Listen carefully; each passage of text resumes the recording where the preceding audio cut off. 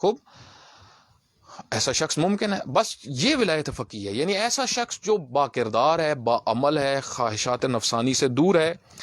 فرماتے آن جامع ہم ایک فقی، ایسے معاشرے میں ایک یعنی اسلامی معاشرے میں ایک فقی ہونا چاہیے، ایک دین شناس ہونا چاہیے، جو عادل بھی ہو، عامل بھی ہو، فقی بھی ہو، ذکی بھی ہو، عارف باللہ بھی ہو، یک چنین کسی باشد، عارف باللہ، اللہ کی معرفت رکھنے والا ہو۔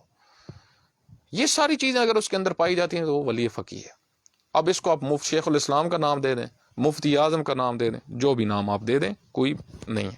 تو بس یہاں سے پتہ چلتا ہے کہ یہ سب اس پہ سب متفق ہیں، سب مسلمان۔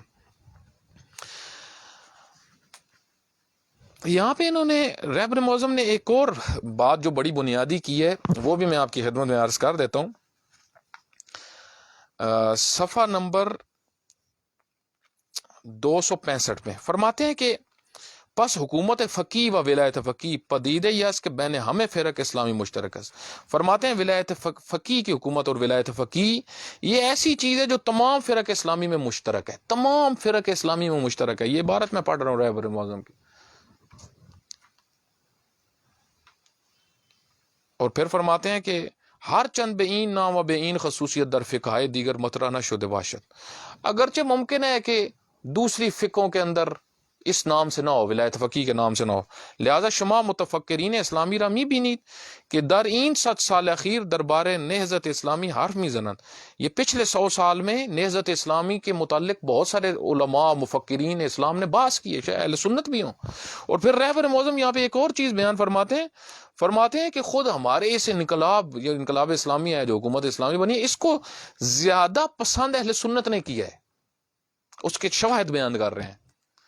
یہاں سے پتہ چلتا ہے کہ وہ کرنا چاہتے ہیں یہ کام، یعنی ان کے اندر یہ ذوق زیادہ نظر آ رہا ہے بے نسبت دوسرے شیعہ ممالک، یعنی جو بعض ہیں یا جہاں پہ بہت زیادہ شیعہ کمیونٹی ہے، ان میں اتنا نہیں نظر آ رہا جتنا اہل سنت کے اندر۔ مثلا فرماتے ہیں کہ ما مسلمانان در اکثر اعتقادات و اعمال باہم مشترکیم، ہم مسلمان اکثر اعتقادات اور اعمال میں مشترک ہیں، وہ ہمیں اینا قابلیت الگو برداری دارن، اور یہ سب اعمال جو ہیں ان میں ہم ایک دوسرے کو اسوہ بنا سکتے ہیں۔ الگو یعنی اسوہ بنا سکتے ہیں، یعنی اگر ایک اسلامی ملک میں ایک کام اچھا ہوا ہے، ہم اس کو دوسرے اسلامی ملک میں لے کے آ سکتے ہیں، یعنی کوئی مسئلہ نہیں ہے۔ یہ رہبر معظم فرما رہے ہیں کیونکہ اکثر چیزیں ہماری مشترک ہیں تمام مسلمانوں کی۔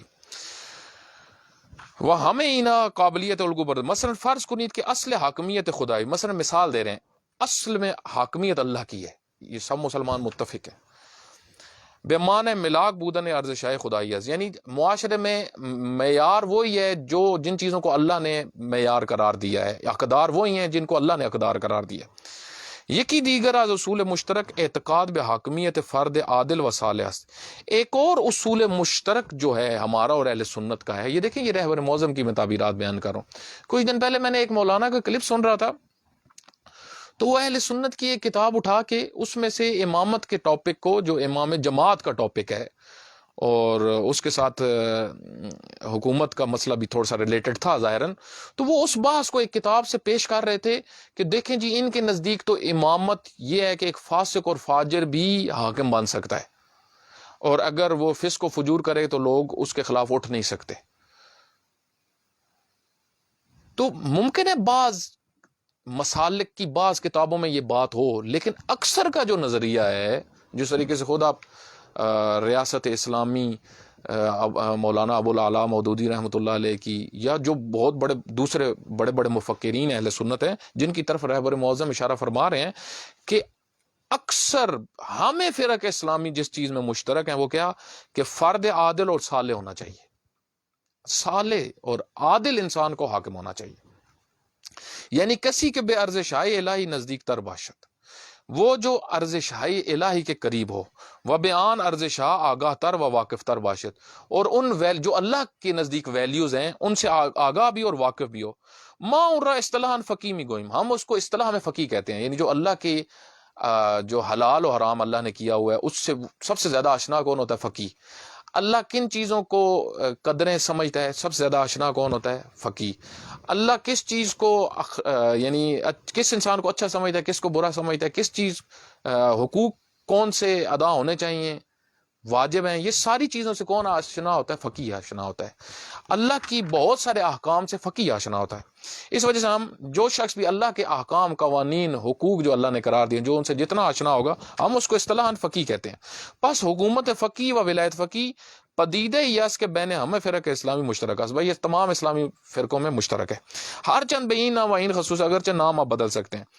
پھر فرماتے ہیں کہ وقتی و کتاب آنا، ہم جب بہت سارے مفکرین اہل سنت یعنی تمام اسلامی ممالک کے جو مفکرین ہیں ان کی کتابیں پڑھتے ہیں، خواہدید کے آنا ہمیں الگوئے حکومت امروز را رد می کنن، آپ پڑھیں گے کہ وہ آج کل جتنے حکومتی سسٹم چل رہے ہیں سب کو رد کرتے ہیں.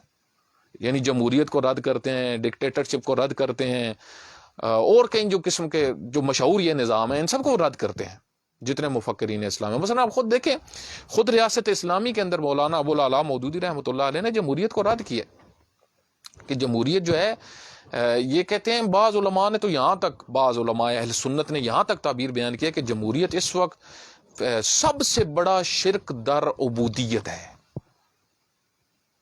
یعنی بندگی جو عبادت کے اندر توحید ہونی چاہیے، وہ کس چیز نے معاشرے میں سے ختم کی ہے؟ اس جمہوریت نے. یعنی جمہوریت کا نظریہ در حقیقت توحید عبادی سے ٹکراتا ہے، اور تو اگر گہرائی میں ہم جائیں تو توحید ربوبیت سے بھی ٹکراتا ہے. یعنی اللہ کا قانون ہونا چاہیے، اللہ کا نظام ہونا چاہیے، اور کیونکہ اللہ رب ہے، اور اس کے مقابلے میں کیا ہے؟ جمہوریت. جمہوریت کا کہتے ہیں لوگوں کا قانون ہے. اس وجہ سے مفکرین اہل سنت نے اس کو بڑی شدت سے رد کیا ہے. بعض مفکرین اہل سنت نے جمہوریت کو، وہ کہتے ہیں کہ یہ زمین کے اوپر سب سے بڑا شرک ہے آج، ایک عملی شرک جو ہو رہا ہے. خوب فرماتے ہیں کہ بہت سارے مفکرین اہل سنت نے، مختلف مسالک کے مفکرین نے ان نظاموں کو رد کیا ہے جو مختلف دنیا میں رائج نظام ہے. اگر آپ ان کی کتابیں پڑھیں، کیونکہ رہبر معظم تمام اسلامی رائٹرز کی کتابیں پڑھتے ہیں، بڑے بڑے مفکرین کی کتابیں پڑھتے ہیں.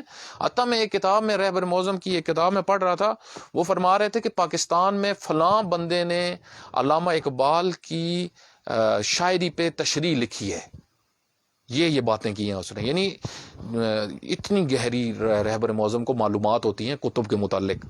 اور میں حیران ہو گیا تھا ایک دفعہ، ایک بہت بڑے مدافع فلسفی ہیں، ایک اچھی علمی شخصیت ہیں، آغا وکیلی مشہد کے اندر ہوتے ہیں، جنہوں نے بعض ہیں مشہد کے اندر جو فلسفے کو رد کرتے ہیں اور عرفان کو رد کرتے ہیں، عرفان اسلامی اور فلسفہ اسلامی کو رد کرتے ہیں. تو ان کا جواب لکھا آغا وکیلی نے، ایک کتاب لکھی صراط مستقیم، قیامت کے موضوع پہ، معاد، فلاسفہ کی نگاہ میں معاد، قیامت کا چیپٹر. وہ کتاب رہبر معظم نے پڑھی. یعنی آپ اندازہ لگائیں اس سے کہ جب رہبر معظم حافظ اللہ نے وہ کتاب پڑھی تو فوراً اس جوان کو بلایا اور اس سے ملاقات کی. وہ فارس نیوز میں اس کا انٹرویو بھی چھپا تھا، اور پھر میں خود آغا وکیلی سے ملا بھی تھا.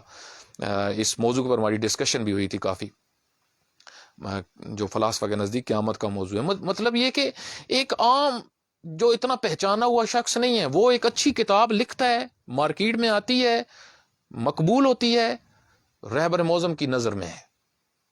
آپ دیکھیں یہاں سے ان کی آشنائی کتب کے متعلق دیکھیں. فرماتے ہیں میں نے اکثر مفکرین اسلام، اب مثلا ایک مولانا آسٹریلیا میں بیٹھا ہوا ہے جس نے پتہ نہیں 4 کتابیں بھی پڑھی یا نہیں پڑھی اسلامی سیاست کی، اور وہ یہ کہہ رہا ہے کہ سب مسالک کے یہ نقطہ ہے نظر ہے کہ فاسق اور فاجر حکومت کر سکتا ہے.